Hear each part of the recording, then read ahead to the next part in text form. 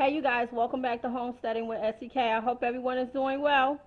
Alrighty, you guys, I got to my watermelon patch, you guys, and I juiced up, let me see, 18 melons. That is what you're looking at. So I got 190, I think 96 ounces of watermelon juice. And you guys, I've been eating watermelon, drinking watermelon. I probably done drank probably about maybe 32 ounces already. This watermelon juice is so sweet. It reminds me of being back home in Africa, waking up every day to watermelon juice, sorrel, and mango juice. That is a wonderful thing if you could wake up to this every day. So, what you're looking at to my left, your right, is one of my big basketball melons.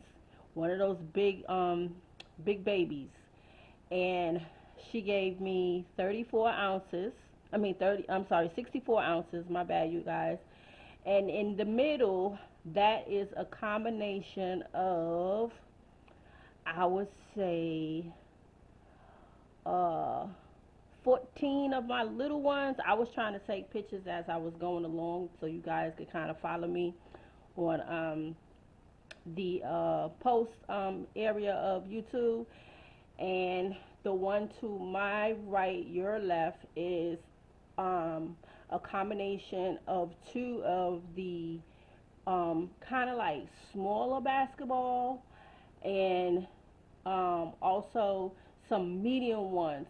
Like, it's kind of hard to describe, but that's what my right one is. So my left is just one of those big basketballs. And y'all see these seeds that I was able to get. Most of these seeds from this one right here. Y'all see all these seeds came from that one on my left. Yep, all these beautiful black seeds. And this one here is a combination of the middle and my right.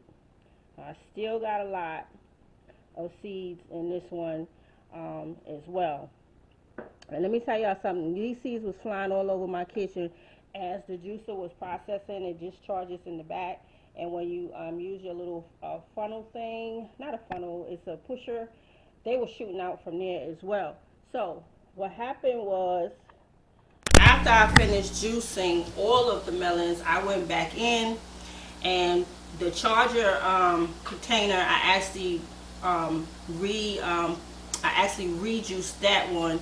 And y'all should have seen the amount of seeds that came in the processing part. So what I did was, I took all my watermelon rinds and I put them in my elevated raised bed and my small little raised bed that's in the back where I grow a lot of my kale. Now my big mama jamma over here, my big mama right here, this is the one that I'm going to pickle her. I'm going to juice her as well, but I'm going to pickle her. I'm kind of worn out. This was a lot of melons to have to process, and my kitchen was a purity mess. I had juice and seeds flying everywhere. And right now I'm smelling like watermelon, so I need a shower. So, take your time, you guys. Make sure you harvest all the seeds that you possibly can. And like I said, when I got the pulp out the back, I took that right to my raised bed, the elevated one, and I poured it right in there because my juicer does not process the seeds. It only processes the juice. You have some juicers that will chop your seeds up. Mine's don't do that. I have an old Jacqueline power juicer, and mine's don't do that. So that's a good thing. So when I tell y'all I was going hard to get these seeds, I wasn't playing. And I gotta continue to rinse them off, and then I'm gonna put them on a nice clean towel and let them dry overnight. But I'm gonna keep rinsing them. They still have just a little bit pulp, not a lot, but some. And I'm gonna dry them out. I'll probably sit them outside maybe and let the sun air dry them, but I want to get them nice and clean. And then these will go in one of my Ziploc bags, and these will be great for next season. And I might even try to store them in the freezer. A lot of people put their seeds in the freezer to preserve them. I may give that a go. But y'all know when I did not last year, I think it was the year before, where I had a big watermelon haul, and I did the same thing. I juiced so many jars of watermelon. I made watermelon jelly, and I had so many seeds left, and I still have a lot of seeds left. That's why I told y'all I don't even know what type of watermelon that I'm growing right now because when I first started, I was trying all these different flavors out.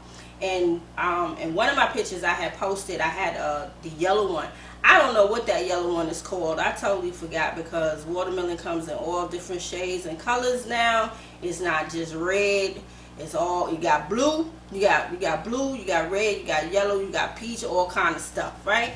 So that is my I guess you could say preserving today. Now also, you guys, in a lot of European countries like Yugoslavia, Russia, Kazakh, or all these different European countries, they do a wonderful job at preserving their fruits and their fruit juices. And if you want to add lemon to your watermelon to preserve it for a couple of more days, you can do that as well. But I would say look that up. If you want to water bath your watermelon juice, you can do that as well. I am definitely going to get to making some more watermelon jelly. Not jelly, yeah, watermelon jelly, not preserves jelly.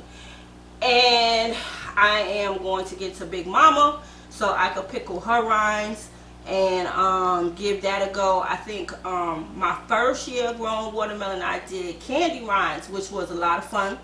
We tore them candy rinds up. They were very, very good. Nice sugar treat.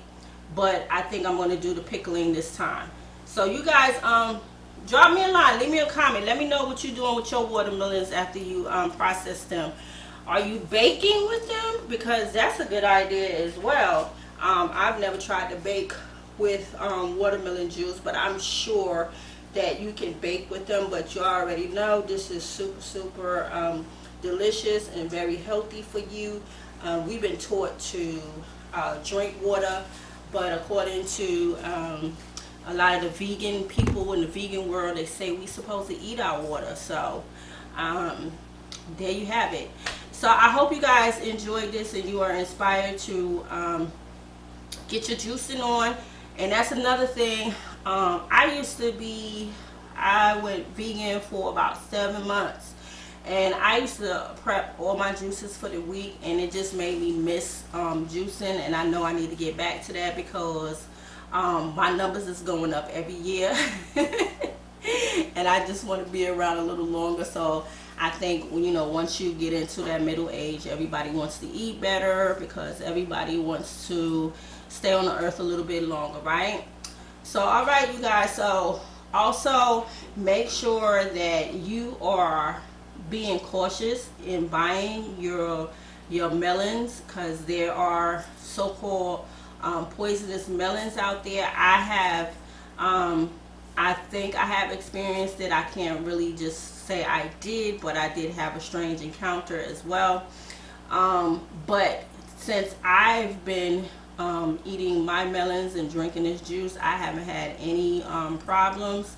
And I feel like my melons is much more safer than going into the supermarket and buying melons. And I think we all can agree upon that, right? So, all right, you guys, this is SEK, the homesteader. Thank you so much for tuning into my channel. I will see you guys on the next video, okay? Peace.